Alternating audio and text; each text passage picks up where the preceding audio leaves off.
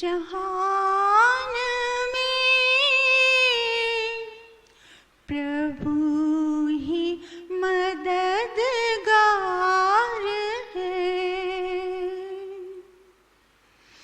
मेरा तो इस जहान में प्रभु ही मददगार है। सच्चा पिता तो है वही, उसी से मुझको प्यार है। मेरा तो इस जहान में प्रभु ही मददगार है।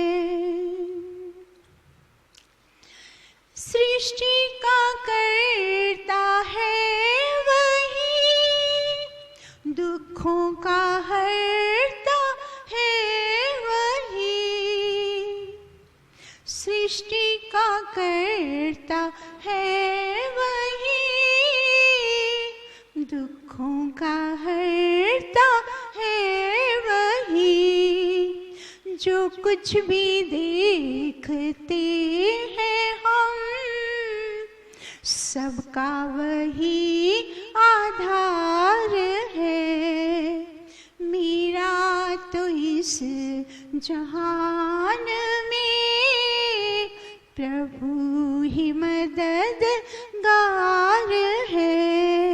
सच्चा पिता तो है वही, उसी से मुझको प्यार है। पाप पाखंड छोड़े जो, विषयों से मुख को मोड़े जो। पाप पाखंड छोड़े जो, विषयों से मुख को मोड़े जो। प्रभु से नाता जोड़े जो, उसी का बेड़ा पार है। मेरा तो इस जहान में प्रभु ही मददगार है। सच्चा पिता तो है वही, उसी से मुझको प्यार है। ढूंढा इधर उधर बहुत, कहीं भी प्यारा ना मिला। ढूंढा इधर उधर बहुत, कहीं भी प्यारा ना मिला। दिल में टटोला जब से हो गया दीदार है। मेरा तो इस जहान में प्रभु ही मददगार है। सच्चा पिता तो है वही, उसी से मुझको प्यार है। वेदों को जो न पढ़ते हैं, संध्या हवन न करते हैं। वेदों को जो न पढ़ते हैं, संध्या हवन न करते हैं। उनके लिए जहान में चैन ना करार है। मेरा तो इस जहान में प्रभु ही मददगार है। सच्चा पिता उसी से मुझको प्यार है। होश में आजा तू मानव, छोड़ दे अपनी टेढ़ी चाल। होश में आजा तू मानव, छोड़ दे अपनी टेढ़ी चाल। उसी का ले तू आसरा, जिसने रचा संसार है। उसी का ले तू आसरा, जिसने रचा संसार है। मेरा तो इस जहान में प्रभु ही मददगार है।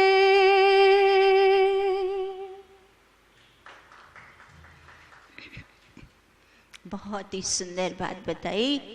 मेरा तो इस जहान में प्रभु ही मददगार है, सबका मददगार परम पिता परमेश्वर ऐसा सबको मदद करता है। वो क्यों? क्योंकि वो सत्यवादी है, कभी असत्य नहीं बोलता, कभी अन्याय नहीं करता। वो सत्यवादी है, न्यायकारी है। उसके लिए, सबके लिए उसको दया प्रेम करुणा समान है, इसीलिए सब उससे मदद मांगते हैं। अब मांगते तो सब उससे मदद है, पर ईश्वर जिसकी पात्रता है उसको फिर वो विशेष उसकी कृपा बरसाता है ना। जैसे एक माता पिता होते हैं, उनको 4-5 पुत्र पुत्रियां होते हैं। अब वो पिता जो उसका योग्य संतान है, जो उसकी आज्ञाकारी संतान है, जो गुणवान संतान है, उसको फिर वो पिता अपने विशेष अधिकार, सामान्य अधिकार तो वो सबको दे रहा है, तो विशेष अधिकार उस योग्यता पे देता है। तो वैसे ही हमारा परम पिता परमेश्वर भी फिर जो योग्यता के अनुरूप फिर उसको विशेष मदद करता है। तो इसीलिए, और ईश्वर की जो मदद होती है ना, अब हम क्या बताएं, इतना उस अद्भुत उसकी व्यवस्था। मनुष्य कुछ सोच के रखता है और ईश्वर कुछ और ही सेटिंग। अरे वाह, प्रभु की जो सेटिंग देखकर तो जो सच्चे प्रेमी है ना ईश्वर के, वो नतमस्तक हो जाते हैं। हाय, प्रभु तो इतना ध्यान रखता है, कैसी सेटिंग करता है। मानव की सेटिंग तो कुछ और ईश्वर कैसे वो अपने अद्भुत करामत, उसका चमत्कार कैसे संयोग बनाता है, कैसे सेटिंग करके जो योग्य है, जहाँ आवश्यकता है, जहाँ मदद की, तो वो ऐसे मदद कर देता है। वास्तव में, सच में ऐसे ईश्वर को छोड़कर हम इधर उधर भटकना, आज जो अभी हमने पहले सुना, हाँ, वेदों को, यहाँ एक ही बात बताई जा रही है, वेदों को मानो, वेदों को जानो, सच्चे ईश्वर सही स्वरूप को जान के उसके साथ लग जाओ, उससे जुड़ जाओ। जब मानव की वृत्तियां शुद्ध होती हैं ना, फिर वो जो वृत्तियां शुद्ध होती हैं वो ईश्वर से अपने आप जोड़ देती हैं। ये एक ऋग्वेद के मंत्र में बताते हैं। अब समय के अनुरूप हम मंत्र का, जो ऋग्वेद का 9वां मंडल और उसका 95 जो सूक्त है और मंत्र संख्या 3 है, तो उसमें क्या बताते हैं कि समुद्र की लहरें किनारे पर पहुंचने के लिए जिस प्रकार आतुर होती है, उसी प्रकार एक साधक की ध्यान वृत्तियां उसे परमेश्वर से जोड़ने के लिए आतुर होती है और साधक को परमेश्वर से जोड़ भी देती है। इसी प्रकार की तीव्र इच्छा प्रकट हो जानी चाहिए, क्योंकि ईश्वर से संबद्ध रहने पर ज्ञान, विवेक, सुख मिलता है, सत्य और न्याय गुण मिलता है, और संबंध न रहने पर या टूट जाने पर रजस तमस का प्रभाव पड़ता है और उनसे लौकिक वृत्तियां प्रारंभ हो जाती है, और लौकिक वृत्तियां ज्ञान से व्यक्ति को दूर कर जाती है और अधर्म, अन्याय आदि पाप कर्म में प्रवृत्त होकर दुख रूपी घोर अंधकार में डूब जाता है। तो ये ऋग्वेद का मंत्र हमें क्या सिखाया जा रहा है? कितनी अच्छी बात। हमारी वृत्तियों पे हमें अपनी वृत्तियों को शुद्ध बनाना है। जितनी हमारी वृत्तियां शुद्ध अर्थात सत्य, तो मुंह से जैसा मन में है वैसा रखो ना। जो मन में है वैसा बोलो, और जो बोलते हो फिर वैसा करो। पर मानव की इस तरह से सत्य की एकता कहाँ है? सच बताइए, है? नहीं है ना एकता। हम बोलते कुछ और हैं और कर कुछ और हैं। पता चल रहा है, दिख रहा है, सब स्वयं उनको भी दिख रहा है, सबको दिख रहा है, पर फिर भी वो अपनी वृत्तियों को शुद्ध नहीं कर पाता। थोड़ा सा स्वार्थ, जरा से स्वार्थ के लिए वो अब्जों का ईश्वर का इतना मुख्य जो लाभ है उससे वंचित हो जाता है। थोड़े से भौतिक स्वार्थ के लिए मानव बेचारा कितना कम बुद्धि वाला है। इतना अधिक लाभ, ईश्वर का लाभ छोड़कर छोटा सा, इतना सा ईश्वर, ये भौतिक लाभ कितना है? जरा सा, न किसी काम का न किसी काज का। मुझे तो लगता है हाय ये पत्थर ठिकरा, कागज के टुकड़ों के लिए हम ईश्वर से की कृपा को वंचित होते हैं। तो हमारे जैसा मूर्ख तो दुनिया में कोई न होगा। हम इसको मूर्ख समझते हैं, उसको मूर्ख समझते हैं, पर वास्तव में तो सबसे बड़े मूर्ख हम हैं। अगर हम इतनी भी छोटी सी बात न समझ पाए तो हमें अपनी वृत्तियों को शुद्ध करना है। और यहाँ क्या बताया जा रहा है कि ईश्वर से नाता जोड़ना, तो उसका बेड़ा पार हो जाएगा। तो फिर उसके लिए क्या अच्छी सी बात बताई कि संध्या हवन, वेदों से जुड़ो और संध्या हवन करो। तो संध्या और हवन, अब संध्या हवन करना, तो संध्या का अर्थ, हवन तो हम सब यहाँ करते हैं, ठीक है, अपने घरों में भी करते। संध्या का अर्थ है उपासना, है ना। तो उपासना, अब उपासना संस्कृत का शब्द है, उसमें दो शब्द हैं, उप और आसन। उप अर्थात निकट और आसन अर्थात बैठना। तो ईश्वर के निकट बैठना, इसका अर्थ हुआ उपासना। तो ये उपासना हुई। अब हम बहुत बार इसमें पढ़ते हैं वेदों के मंत्रों में और विद्वानों के मुख से शास्त्रों में कि ईश्वर अग्नि स्वरूप है। हम बोलते हैं ना, ईश्वर की तुलना अग्नि के से की जाती है। पर आज मैं आपको वो स्पष्ट बताती हूँ कि अग्नि में और ईश्वर में कितना बड़ा महान अंतर है। वो क्या अंतर है? अग्नि जो है वो जड़ है। तो जड़ अग्नि में जो उसके गुण है, उष्णता और प्रकाश, दो गुण है उसमें मुख्य, गर्मी देना और प्रकाश देना। वो दोनों गुण, वो जड़ होने के कारण उसमें अपनी इच्छा नहीं है। इसीलिए उसके जो दोनों गुण हैं, उसके समक्ष जितने भी लोग बैठते हैं वो सारे के सारे उस अग्नि के वो गुण ले लेते हैं, क्योंकि वो तो जड़ है, उसको ये इच्छा नहीं, उसको ये समझ नहीं निर्णय लेने का कि सही क्या गलत क्या, मैं किसको दूं, कौन पात्र है कौन ना दूं, ये इतना अग्नि का है। और जो ईश्वर है अग्नि स्वरूप, अब ईश्वर चेतन स्वरूप है। अग्नि स्वरूप उसकी तुलना मात्र हमें समझाने के लिए, क्योंकि ईश्वर जैसा तो कोई सृष्टि में है ही नहीं, तो फिर मनुष्य को तुलना दे तो किसके लिए दे। इसीलिए थोड़ा सा जो उससे मिलता जुलता है उससे उपमा दे दी जाती है, पर उसमें बहुत अंतर। तो अब ईश्वर में ये क्या अग्नि स्वरूप कहा, तो उसका क्या अंतर है? ईश्वर चेतन स्वरूप है। अब ईश्वर अपना निर्णय स्वयं ले सकता है, तो वो सामने वाले की योग्यता और पात्रता के अनुरूप फिर उसको अपने गुण देता है।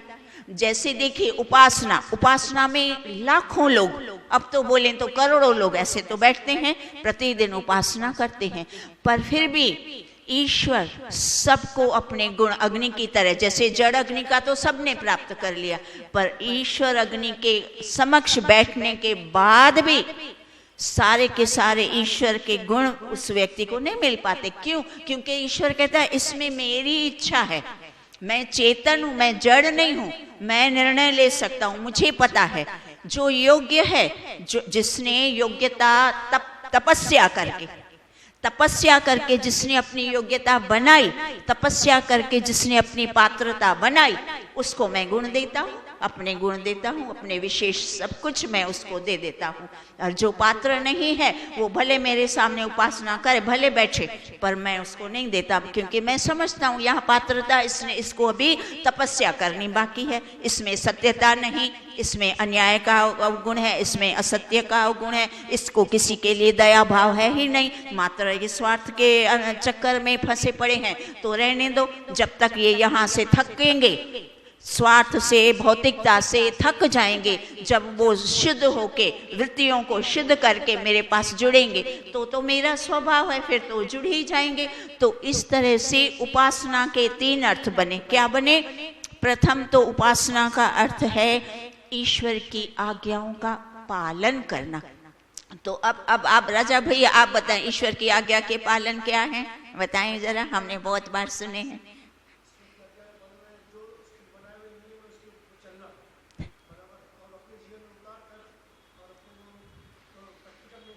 हाँ, बिल्कुल सही। तो ईश्वर की छोटी सी आज्ञा है कि सत्य मार्ग पर चलो, सत्यवादी बनो, जो मन में है वैसा बोलो, और जो बोल रहे हो फिर वैसा करो, फिर गड़बड़ मत करो। तो ये इतनी एक आज्ञा है। फिर क्या कहता है? किसी से अन्याय मत करो। नहीं करो ना, क्यों करते हो अन्याय? मैं भला करता हूँ कभी?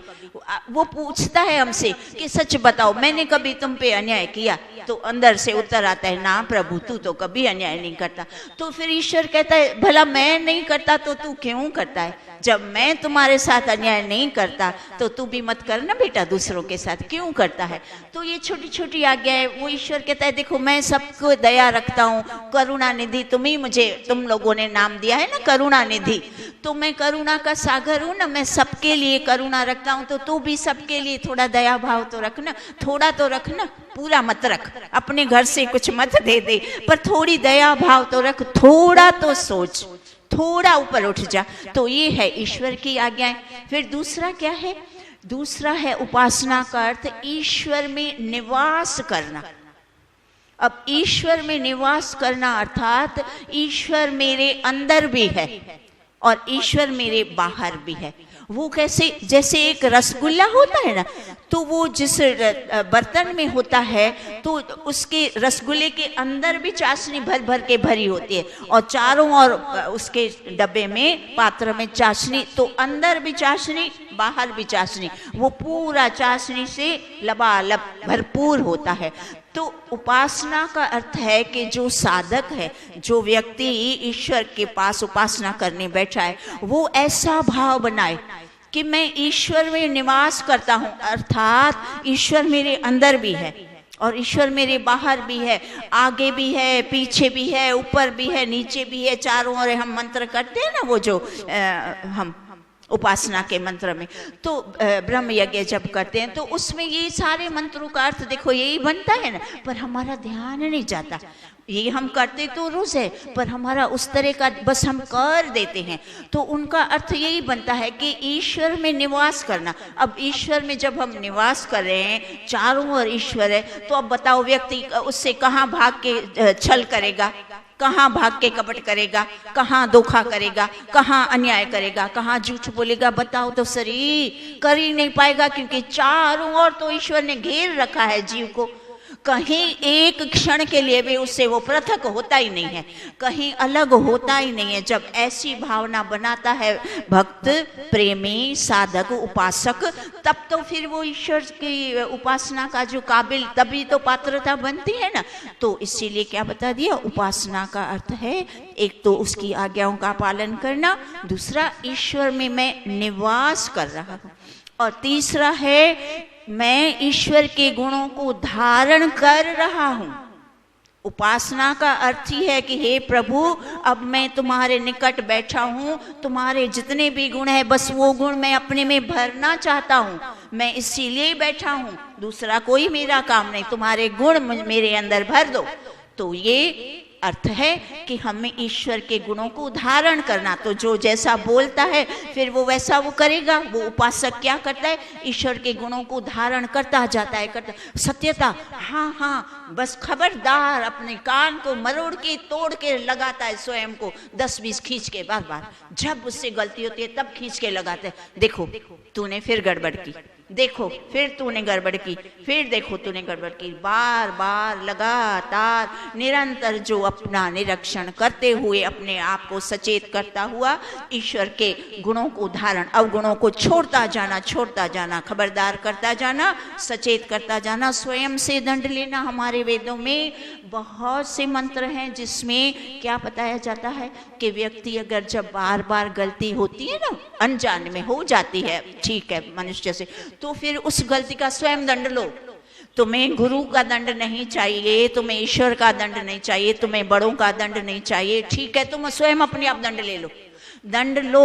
जब दंड लोगे तब वो गलती वापस नहीं होगी, तब तुम उस गलती से छूटोगे। अब तुम्हारी मर्जी है, तुम बड़ों से दंड लो, गुरु ईश्वर से दंड लो या स्वयं से लो। तो हम किसी से भी दंड हम चाहते नहीं, ना तो हमें ईश्वर का दंड चाहिए, ना हमें कभी गुरु आचार्य कुछ दंड, तो बेचारे वो क्या देते हैं, जरा सा अगर बोल भी देते हैं तो वो भी हमें नहीं चलता, हम बोलते हैं ना, बोला क्यों, वो भी हमें नहीं पसंद आता।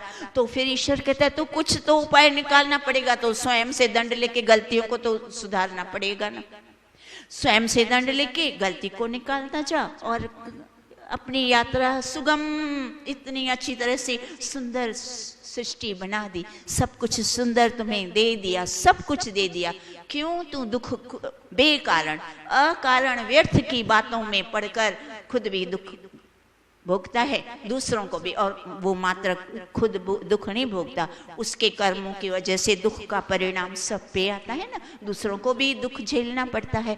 तो फिर इसीलिए क्या बता दिया कि ईश्वर की उपासना हमें एकदम, ये जब भी उपासना करने बैठे, ये 3 एकदम सरल 3 ये जो मैंने पॉइंट बता दी, ईश्वर की आज्ञा का पालन करना, मैं ईश्वर में निवास करता हूँ और मैं ईश्वर के गुण धारण करने बैठा हूँ।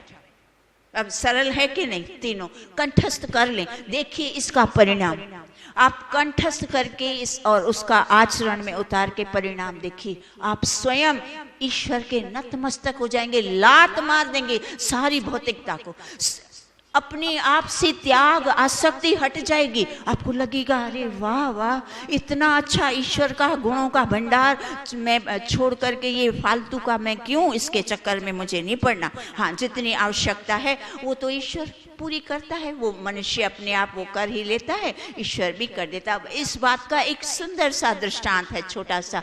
एक व्यक्ति ईमानदार था, तो उसकी ईमानदारी पर ईश्वर भगवान प्रसन्न हो गया और उसको दर्शन दी, और उसको क्या कहता है कि तुम्हारे हिस्से में आधा जीवन अमीरी है और आधा जीवन गरीबी है, अब तू ईमानदार है इसीलिए मैं तुमसे पूछता हूँ कि तुम्हें पहले अमीरी चाहिए कि पहले गरीबी चाहिए। तो वो बोलता है कि अगर प्रभु मुझ पे कृपा करो, अनुमति दो तो मैं अपनी पत्नी से विचार विमर्श करूं। ईश्वर कहता है हाँ ठीक है, तुम पत्नी से विचार विमर्श करो। उसने जाके पत्नी को बताया कि ऐसे ऐसे ईश्वर पूछता है भगवान कि पहले अमीरी के पहले गरीबी। तो पत्नी बोलती है अच्छा पहले तुम बताओ तुम क्या चाहते हो। तो पति कहता है कि मैं तो चाहता हूं कि पहले गरीबी आए, क्योंकि गरीबी आएगी तो फिर आधा जीवन उसमें आस में निकल जाएगा कि अभी बाद में तो अमीरी आनी ही है ना, और फिर अमीरी आ जाएगी, इस तरह से जीवन भी निकलेगा। पर अगर पहले अमीरी आई तो फिर बाद में गरीबी आई तो अमीर की जो ऐशो आराम की जीवन जिया, फिर बाद में गरीबी का जीवन काटना बड़ा मुश्किल हो जाएगा। इसीलिए मैं चाहता हूं कि पहले गरीबी आए। तब पत्नी ने क्या कहा, पत्नी कहती है ना, मैं कहती हूं कि पहले अमीरी मांगो, बस मैं ये कहती हूँ। वो पति बोलता है पर ये बड़ा कठिन है। पत्नी बोलती है ना, मैंने जो कहा वो करो और जाओ भगवान को बोलो कि पहले मुझे अमीरी चाहिए। ठीक है, पत्नी के आगे तो ठीक है, गया भगवान को बोला मुझे पहले अमीरी दे दीजिए। ईश्वर ने तथास्तु बोल दिया। तथास्तु बोलने के तुरंत बाद ही क्या हुआ, उसका जो छोटे घर के बदले बहुत सारा बड़ा आलीशान महल बन गया, नौकर चाकर सब जैसे अमीरों होता है, अमीरी आ गई। अब तुरंत उसकी पत्नी आ जाती है उसके पास और उसको क्या बोलती है कि अब देखो ईश्वर ने तुम्हारी बात सुनी है, अब मेरी एक बात मान लो, गांठ बांधकर। और उसको क्या बताती है कि अब तुम जो भी अपने लिए खरीदोगे वो गरीब के लिए खरीदना, तुम जो भी कार्य करोगे अपने लिए, जो जो कार्य करते जाओगे वो कार्य तुम गरीब के लिए भी करना। पति बोला ठीक है। अब वो जब भी मार्केट में बड़े शोरूम में जाता अच्छे वस्त्र खरीदने, तो एक आध जोड़ी वैसी ही अच्छी वाली, वैसी जैसी अपनी खरीदी वैसी खरीदता। जो भोजन उनके घर इतना अच्छा वाला जो बनता वही वो गरीबों को खिलाते, अर्थात जो भी वो स्वयं पे खर्च करते वैसा वैसा गरीबों को भी देते। ये उन लोगों ने, पति पत्नी ने नियम बना दिया। ऐसे करते करते काफी समय बीत गया। अब एक बार फिर क्या हुआ, उसको वापस उस पति को, उस व्यक्ति को भगवान ने दर्शन दिए।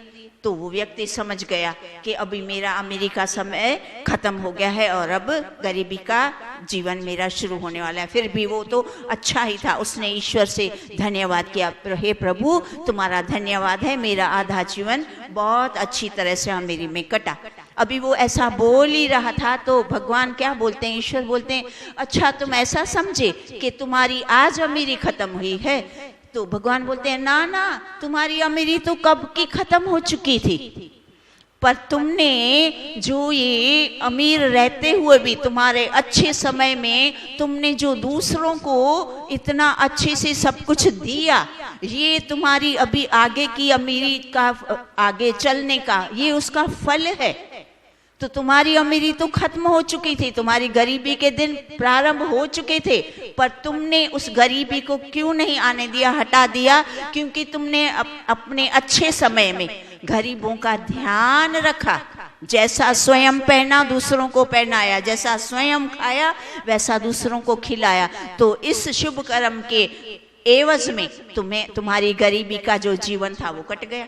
तो अब इस छोटे से दृष्टांत से क्या निष्कर्ष निकलता है कि हमें हमारा जब अच्छा समय है, हमें ईश्वर ने बताइए क्या कुछ नहीं दिया, सब कुछ अच्छा चल रहा है ना, रहने को छत अच्छी है, परिवार अच्छा है, संतान है, सब कुछ गुजारा अच्छे से चल रहा है, हमारे अंदर सामर्थ्य है कि हम किसी 10 लोगों की भी थोड़ी थोड़ी मदद कर सके, किसी एक की भी, चलो 10 तो भूल जाए, किसी एक को जो हमारे संपर्क में आता है उसकी हम अच्छे से मदद करने का भाव रखें, शुद्ध भाव रखें, तो फिर आगे का समय आपका कभी भी खराब बुरा समय आएगा ही नहीं।